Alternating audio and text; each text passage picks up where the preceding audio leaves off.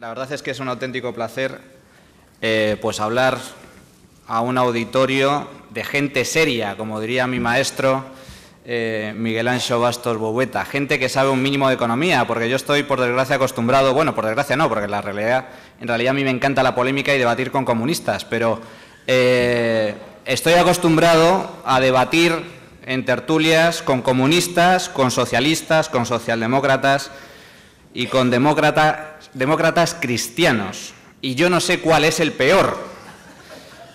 Montoro es demócrata cristiano, por ejemplo. Yo creo que los comunistas en ese sentido son bastante más coherentes en sus ideas.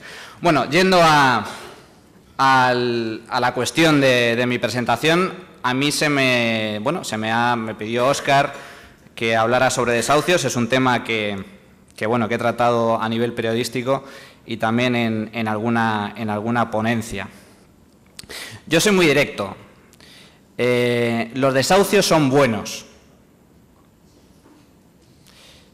Sé que suena raro, pero es así. Es una desgracia, es más, es una putada para quien lo sufre, pero son fundamentales para que el mercado crediticio funcione correctamente.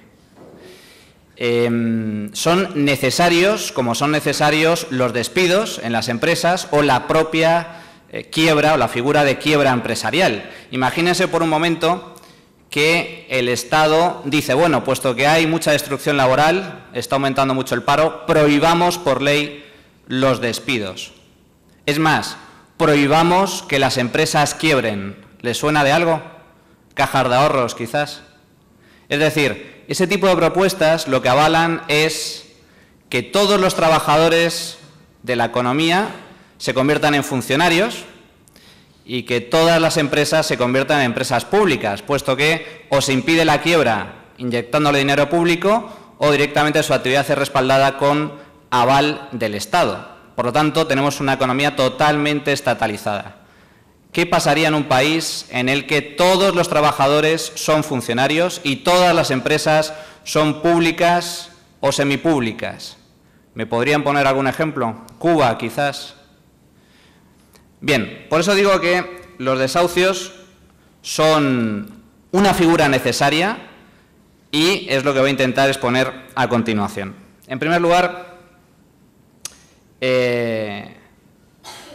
hemos escuchado durante todos estos años que el drama de los desahucios afecta o ha afectado a 600.000 familias. Bueno, ese dato es directamente mentira. Segundo punto. Importante, una mentira repetida 1000 veces no se convierte en verdad.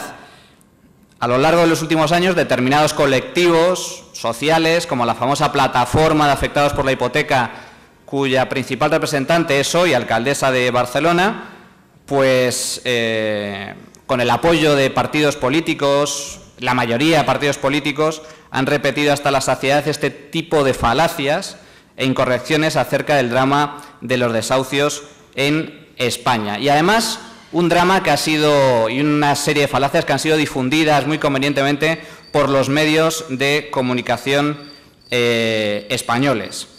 Y se ha dicho y se ha defendido que la solución a este tipo de dramas es prohibir los desahucios o la ya famosa dación en pago con carácter retroactivo. Como digo, la realidad está muy alejada de este tipo de soflamas, cuyo único objetivo es exagerar las cifras con fines propagandísticos y o políticos. Los desahucios no son un problema en España.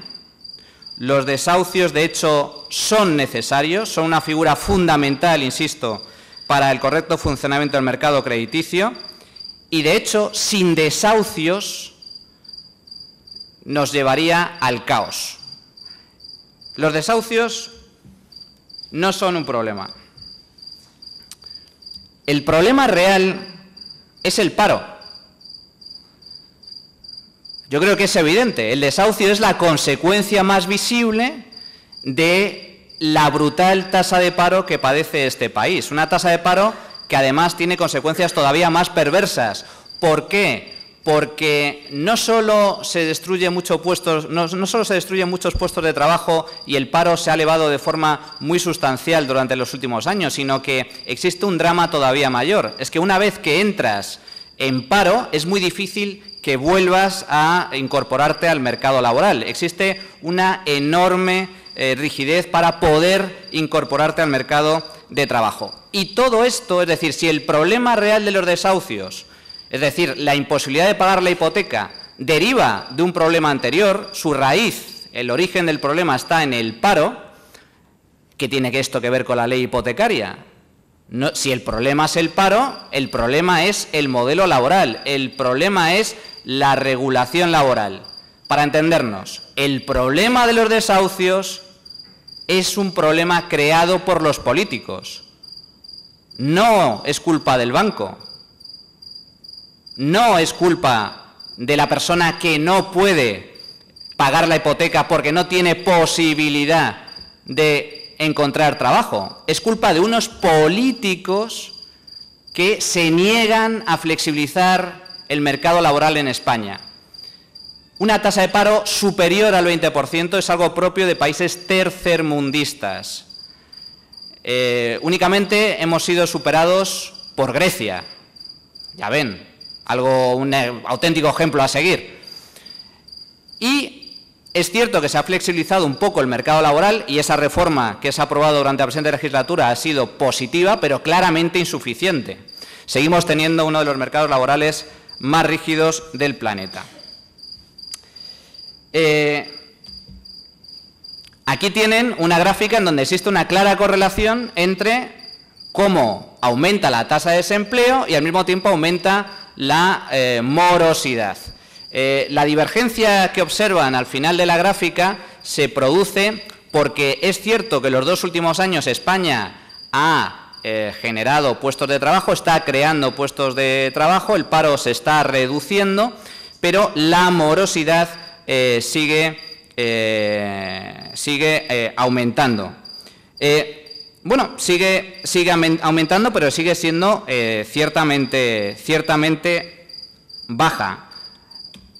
La tasa de morosidad en España es del 5,2% según los últimos datos del Banco de España. Es cierto que comenzó a bajar desde el primer trimestre del año 2014, cuando alcanzó el 6,3%, al tiempo que la creación de empleo se intensificaba. La tasa de morosidad, digamos que es un indicador retrasado de la tasa de paro. En cuanto España ha intensificado su ritmo de creación de empleo, la tasa de morosidad se ha ido reduciendo de forma paulatina. Insisto, principios del año 2014 estábamos en el 6,3%, ya estamos en el 5,2%. El volumen de créditos y créditos hipotecarios asociados a la compra de vivienda que está en morosidad, está en situación de morosidad, es de unos 28.200 millones de euros.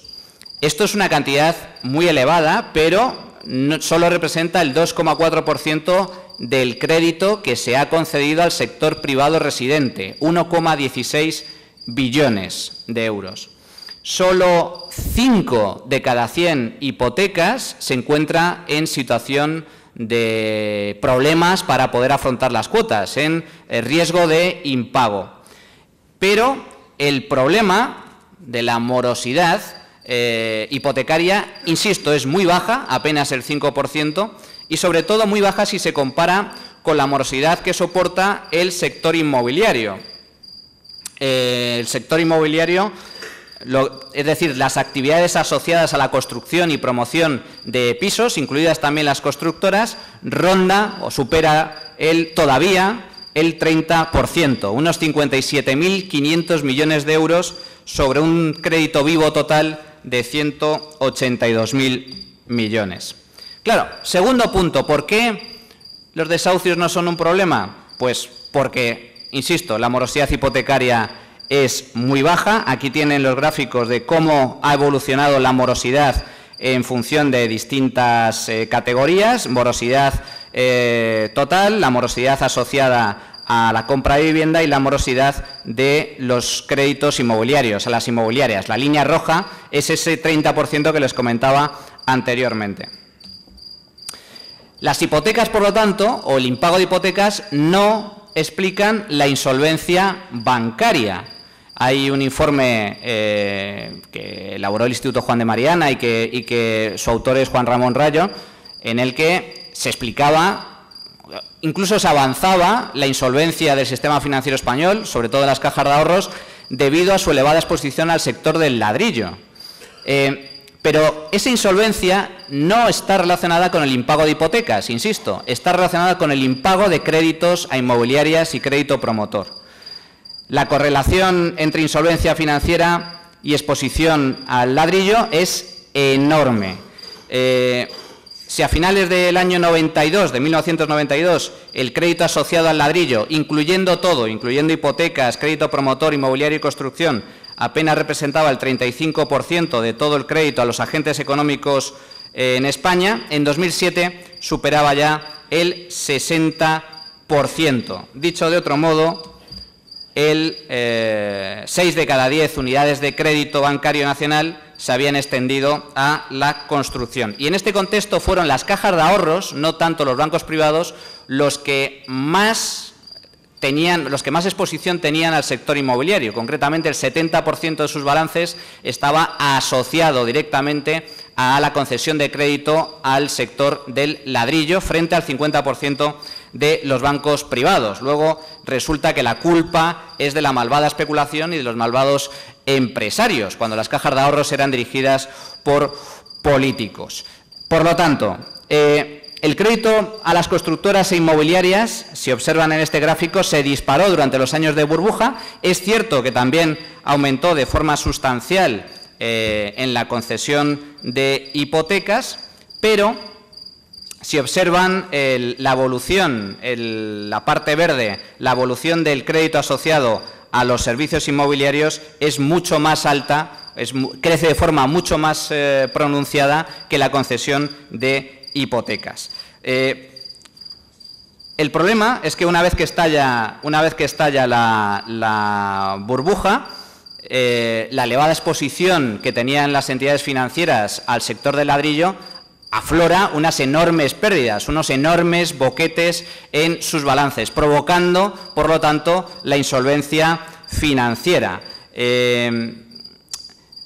Eso es lo que desembocó finalmente en el rescate, posterior rescate, por desgracia trágico y erróneo, con dinero público de las cajas de ahorros. No fue el impago masivo de hipotecas, fue el impago masivo de crédito a inmobiliarias y promotoras y la depreciación de los activos que respaldaban esos créditos, es decir, la compra de suelo a precios totalmente desorbitados, la compra de viviendas y de edificaciones a precios de burbuja. Todo eso es lo que desencadena finalmente la crisis financiera que ha padecido este país. No tiene que ver, por lo tanto, con la crisis hipotecaria que sí se desencadenó en Estados Unidos, con las famosas hipotecas subprime. Cuarto punto que me gustaría destacar para explicar que los desahucios no constituyen un problema. El impago de hipotecas se concentra sobre todo en el pico de la burbuja. Las hipotecas crecieron también conforme la burbuja iba aumentando y el problema del impago y la morosidad y finalmente el proceso de desahucio se concentra en ese tipo de hipotecas, en las hipotecas que se contrataron durante los peores años de la burbuja inmobiliaria. Aquí tienen un gráfico correspondiente al volumen de ejecuciones hipotecarias correspondiente al segundo trimestre del año 2015. Pues bien, si observan, más del 60% de las ejecuciones se concentran en un periodo muy concreto, en el periodo que va del año 2005 al año 2008. Si nos vamos antes, a años previos, el nivel de morosidad, el nivel de ejecuciones hipotecarias es muy inferior. ¿Por qué? Pues es muy sencillo, porque cuanto antes has contratado la hipoteca, más plazo has tenido para ir amortizando ese crédito. Sin embargo, el problema fundamental se concentró en los últimos años de la burbuja, durante los últimos coletazos. Familias que, pensando erróneamente que el precio de la vivienda en España nunca baja, se endeudaron muy por encima de sus posibilidades, comprando casas a precios máximos históricos, totalmente surrealistas, totalmente insostenibles, y es en ese momento cuando estalla la burbuja inmobiliaria, es en ese momento cuando estalla la crisis económica, cuando estalla la crisis financiera y cuando finalmente muchas de esas familias se encuentran con una situación preocupante, porque muchas de ellas entran en el desempleo, pierden su trabajo y empiezan a padecer graves problemas para hacer frente a las elevadas cuotas hipotecarias con las que contrataron con el banco ese préstamo hipotecario para comprar una casa que directamente no se podían permitir. Por lo tanto, insisto, se concentra justo en esos 3-4 últimos años de burbuja inmobiliaria. No es algo para nada generalizado. La inmensa mayoría de familias españolas compraron sus casas con hipoteca antes de la burbuja inmobiliaria, o al menos antes de los peores años de la burbuja inmobiliaria. Y, por lo tanto, tienen amortizada buena parte de esos préstamos, sus cuotas, por lo tanto, son más bajas, y aun en caso de atravesar dificultades o situaciones como las del paro, pueden ir afrontando el pago de sus correspondientes cuotas.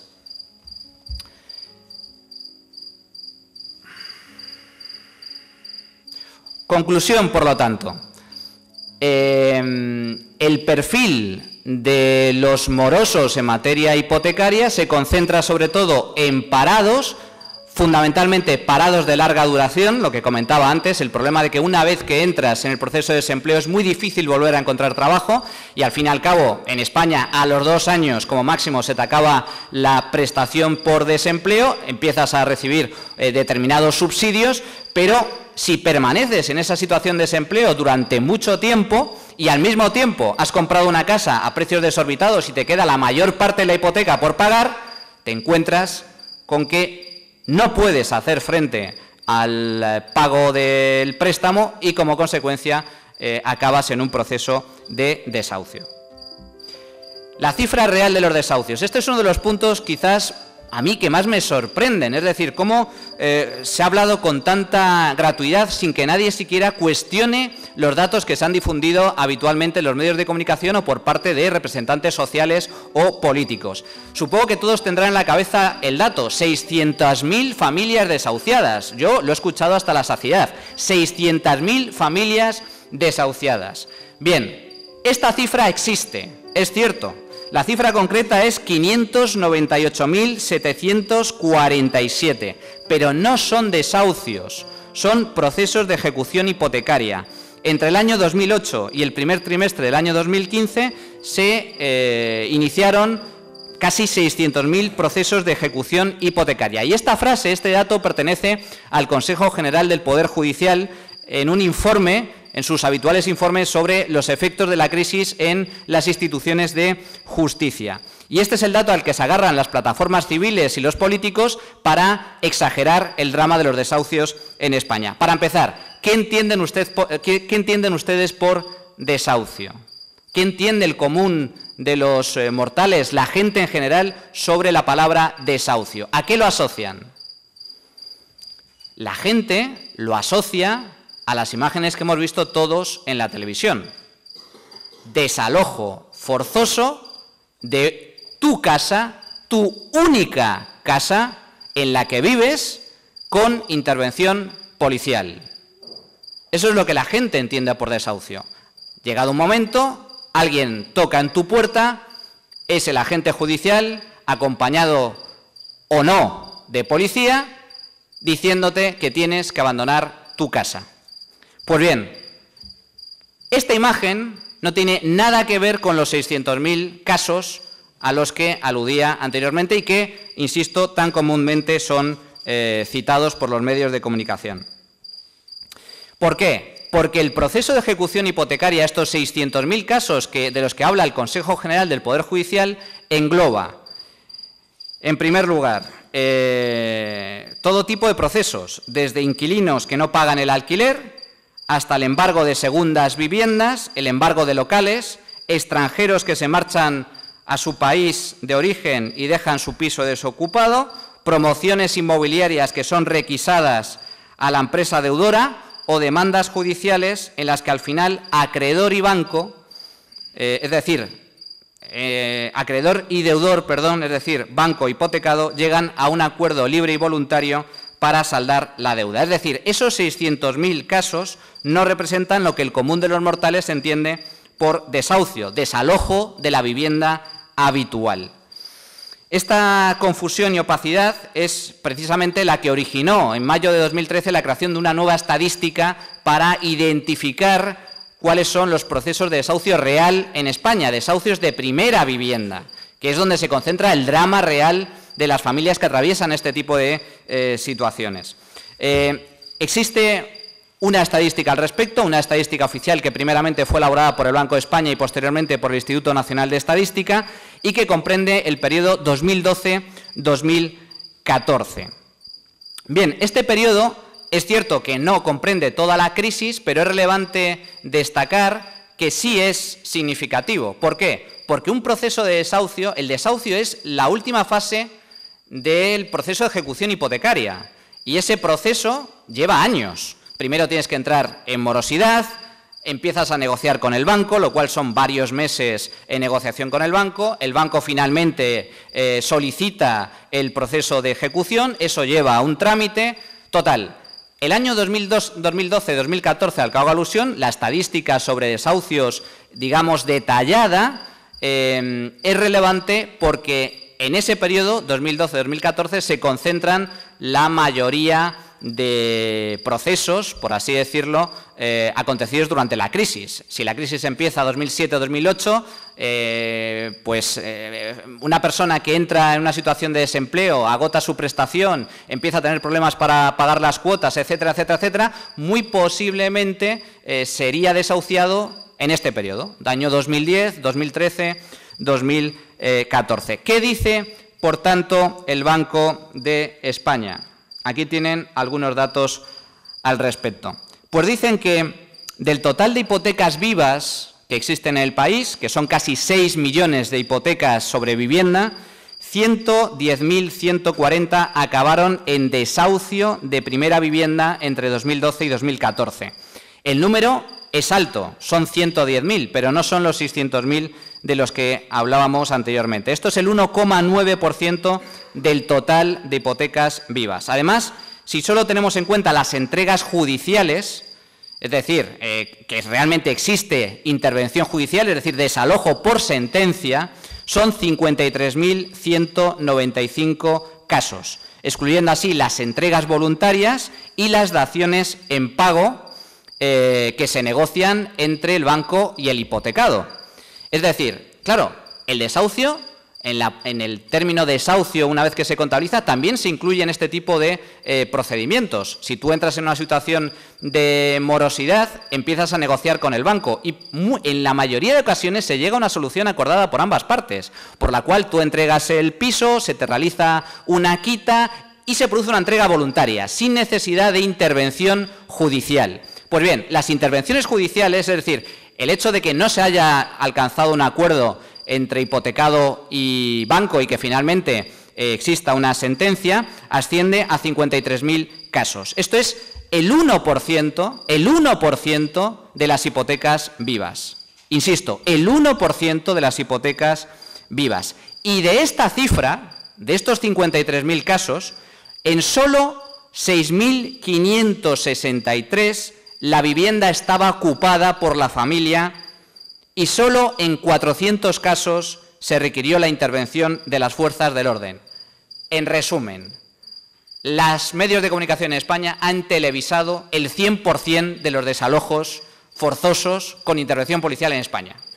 Y lo ha vendido como que, cuidado, esto que estáis viendo en la televisión, policía cogiendo del brazo a los miembros y activistas de la PA, la persona que está en su casa llorando, entrevistándose con el periodista diciendo que esto es una injusticia, esto es un atropello, esto es un robo, la PA protestando. Ese tipo de circos mediáticos se han producido en un máximo de 400 casos en toda España. 400 casos. Y fíjense cómo se desvirtúa la realidad. Eso ha sido extendido a la totalidad de casos, como si eso fuera la norma, cuando en realidad es la excepción. Insisto, de 53.000 sentencias de desalojo, sentencias judiciales de desalojo, en 6.500 casos había una familia que fue desalojada, en el resto la vivienda estaba vacía, lo cual significa que la inmensa mayoría de personas que sufren un desahucio tienen una alternativa a la que ir, casa de sus padres, casa de sus hermanos, un piso de alquiler, porque cuando llega el agente judicial, la casa ya no hay nadie viviendo en esa casa. Por lo tanto, 6.500 casos en donde existía, la familia todavía estaba residiendo allí, y en solo 400 se requirió la intervención de las fuerzas del orden. Como ven, pues las cifras no tienen absolutamente nada que ver con lo que se nos ha vendido. Si extendemos estas cifras, que insisto, son del año 2012-2014, a toda la crisis, haciendo una extrapolación y dando por bueno que se iba a producir el mismo número de desahucios, cosa que, insisto, no es, sería muy inferior, pues en todo caso, el número total de desahucios de primera vivienda en toda la crisis como máximo, insisto, la cifra real es muy inferior, como máximo, extrapolando estos casos, sería de 150.000. 150.000, es decir, 5 veces menos de la cifra que se nos ha dicho. Si tenemos en cuenta cuántos hogares hay en España, 18 millones de hogares, estos 150.000 representan el 0,8% de los hogares, de las familias. Y si tenemos en cuenta los 5,8 millones de hipotecados que hay en España, esto significa que casi el 98% de la gente que compró una hipoteca, que contrató una hipoteca para comprar una casa, paga religiosamente sus cuotas y no ha afrontado o no ha sufrido ningún problema de desahucio ni nada que se le parezca. Por lo tanto, ¿el desahucio es un drama? Por supuesto que es un drama personal. Igual que supone un drama que te despidan del trabajo o que tu empresa quiebre.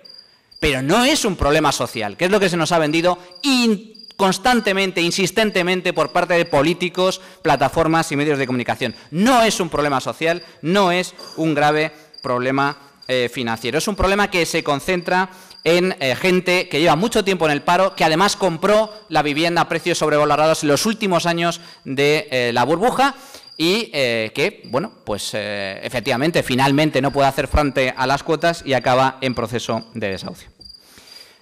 Bien, los desahucios son necesarios. A diferencia de lo que se suele aducir, la ley hipotecaria española, vigente desde el año 1909, no es injusta ni contraproducente, sino que sustenta buena parte de la riqueza que acumulan los españoles. Es la base que sustenta la riqueza patrimonial de los españoles, convirtiendo la vivienda en el principal mecanismo de ahorro e inversión de la mayoría de la población. Para entender qué es una hipoteca, la hipoteca es un crédito concedido con aval que está avalada por un activo real, en este caso un inmueble. Por lo tanto, en caso de que se incumpla el préstamo, en caso de que no pagues el préstamo, se ejecuta la garantía. Por lo tanto, se te embarga la casa. Claro, cuidado, aquí entramos en otro mito muy extendido. En la mayoría de ocasiones, el embargo de la casa cubre el crédito contratado. ¿Qué pasa? ¿Qué ha pasado durante estos últimos años?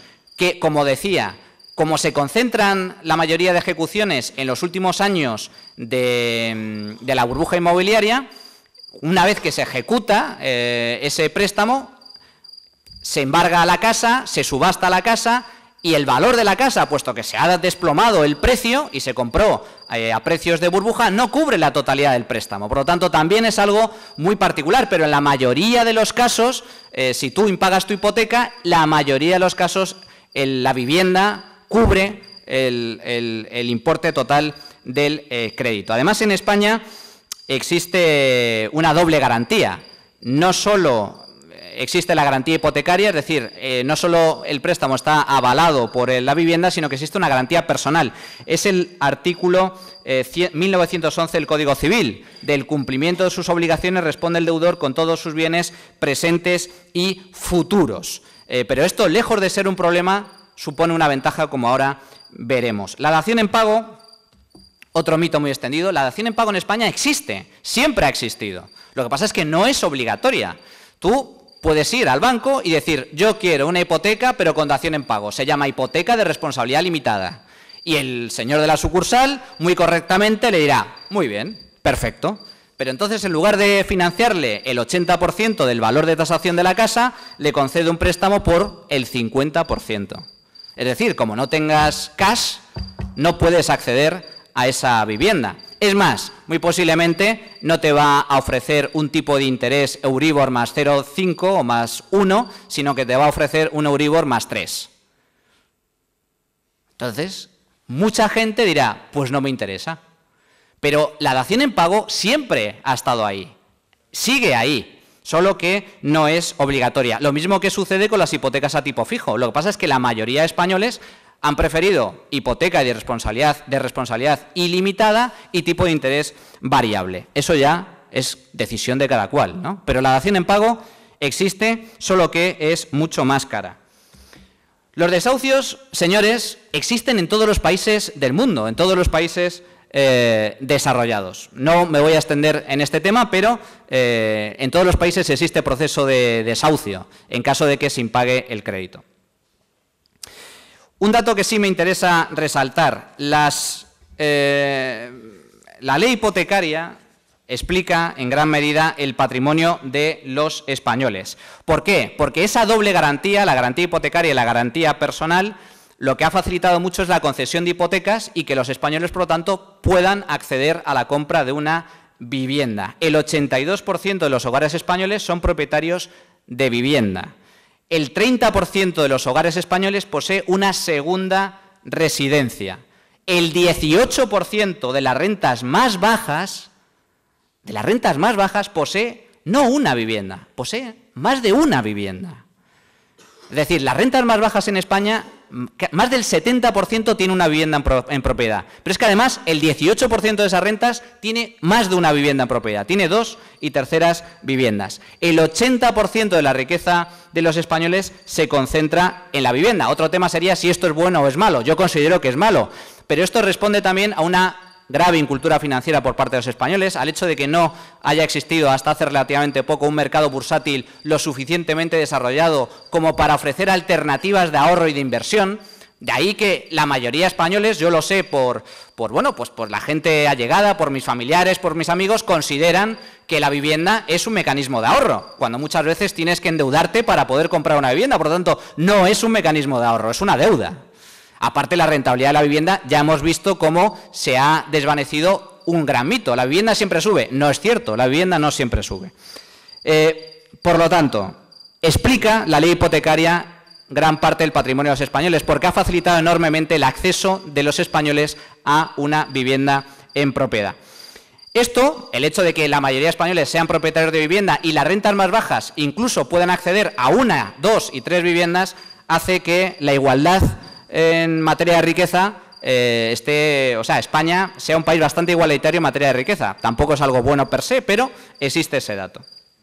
Y además España es un país rico, es cierto que concentrado en activos inmobiliarios, pero rico también precisamente debido a esta materia. La familia representativa española, la mediana, tiene un patrimonio mayor que otras muchas economías desarrolladas. La riqueza mediana neta en España es de $52.223 por adulto, debido precisamente a que buena parte de su patrimonio está en vivienda, a diferencia de otros países que, si bien tienen algo más de riqueza, están en esta línea. En Suecia rondan los $57.000. Aquí tienen algunos datos: el 12,1% tiene una riqueza inferior a 10.000, pero el 62,8% posee una riqueza entre 10.000 y $100.000.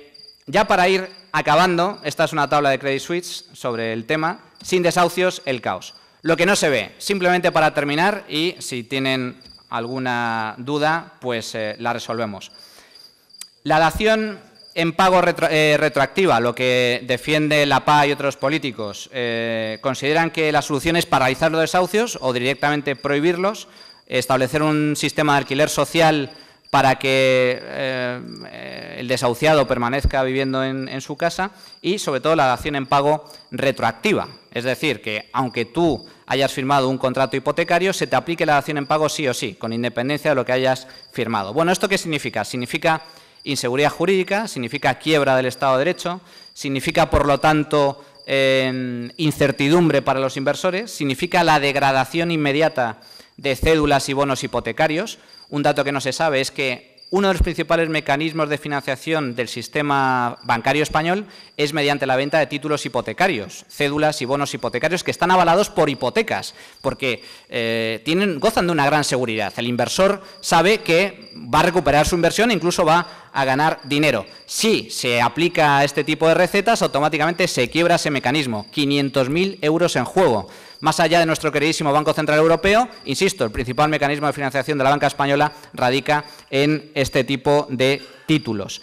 Ello provocaría la reclamación de daños y perjuicios al Estado por parte de los inversores, podría acabar en una bajada de rating, en un aumento de la prima de riesgo, pero sobre todo, y lo más importante, generaría incentivos perversos para el resto de hipotecados. Se deterioraría la cultura de pago que existe en España, que es bastante fuerte. Lo último que se deja de pagar en España es la hipoteca, precisamente por esto. Básicamente sería un desastre y yo creo que la mejor forma de exponerlo o de explicarlo es con un caso concreto. Es el caso de Venezuela. En Venezuela los desahucios están prohibidos en la práctica.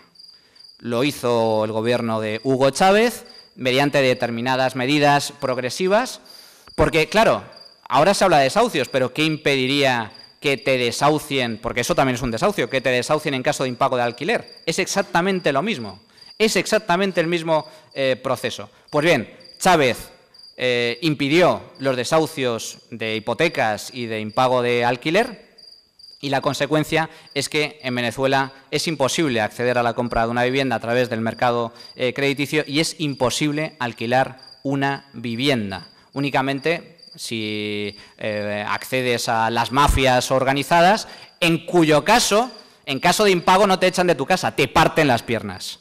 Lo cual hay una pequeña diferencia, o te matan.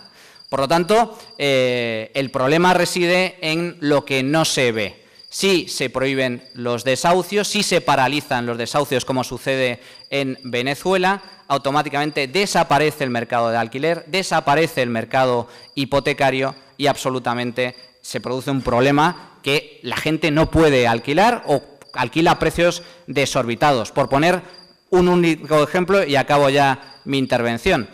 Para poder alquilar en Venezuela un piso en el mercado legal, por así decirlo, te exigen hasta 20 veces el salario mínimo interprofesional. Eso equivalente, traído a España, resultaría una renta mensual en un pago de alquiler de 20.000 euros, de casi 20.000 euros al año, lo cual es una auténtica barbaridad. Y con esto, pues, concluyo mi intervención. Muchas gracias.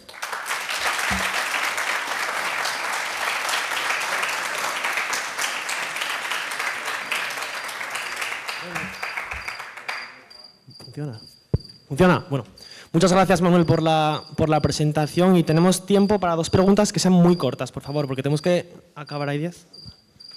Bueno, a ver, acabamos de ver que toda la historia de los desahucios tiene mucho de mito. También se habla mucho de los pisos vacíos, que hay mucha gente que no tiene vivienda y que paralelamente existen muchos pisos que todavía están vacíos. ¿Esto también es un mito o es el resultado de una mala legislación? ¿Qué exactamente qué? Bueno, en parte son 2 derivadas. Por un lado, que se ha producido una oleada de quiebras de inmobiliarias. Esos edificios han sido adjudicados a los bancos y los bancos han encontrado con una cartera ingente de inmuebles que están intentando vender. Y bueno, pues van vendiendo poco a poco. Luego, en segundo lugar, existen muchos edificios que han quedado vacíos porque quedaron justo en el pico de la burbuja, en el coletazo. Es decir, y luego hay una cuestión regulatoria que es muy importante y es el mercado del alquiler. Si al contrario de lo que se piensa, si tú quieres que los pisos vacíos salgan al mercado y por lo tanto sean alquilables, lo que tienes que ofrecer es garantías de que tú vas a poder recuperar tu piso. Si tú le explicas a un anglosajón, como sucedía y aún sucede por desgracia en España, que tú has alquilado tu piso y que tu inquilino no te paga, lo primero que le viene a la cabeza a esa persona es: ¿y qué estás haciendo que todavía no lo has echado? Y lo que cuando le explicas que es que la ley te lo impide, se queda alucinado. Pero la respuesta es: ¿pero el piso es tuyo? Sí. ¿Y no puedes echar al inquilino que te está impagando? No. Es incomprensible. ¿Qué sucede en un mercado ágil, flexible, en el que si te impagan una renta a la semana, a los 10 días, al mes, puedes echar a ese inquilino? Con todas las garantías. Pues que eso reactiva el mercado de la vivienda. Tú, como propietario, vas a poner en alquiler tu piso y, por lo tanto, ese mercado tendría muchas más viviendas disponibles, el precio de los alquileres bajaría, etcétera, etcétera, etcétera. ¿Por qué durante la burbuja inmobiliaria y durante muchos años en España la gente compraba y no alquilaba? ¿Por qué el precio del alquiler era tan alto? Porque alquilar tenía un riesgo. Como te toque un sinvergüenza, no recuperas la casa, porque también los hay. Una cosa es que sea una cuestión de que, oye, tengo un problema económico, no te puedo pagar, pero es que aprovechando esa rigidez, había mucho sinvergüenza que se te metía en tu piso, te pagaba las 3 primeras rentas a tocateja, toma, yo soy solvente. Y a los 3 meses no ves un duro. ¿Y cuánto tiempo tardas en recuperar tu piso? 2, 3, 4 años, 5 años. Por lo tanto, la solución para que los pisos vacíos encuentren inquilino es garantizar la seguridad jurídica, garantizar que tú puedas recuperar tu propiedad en el menor tiempo posible, al menor coste y con la mayor agilidad posible.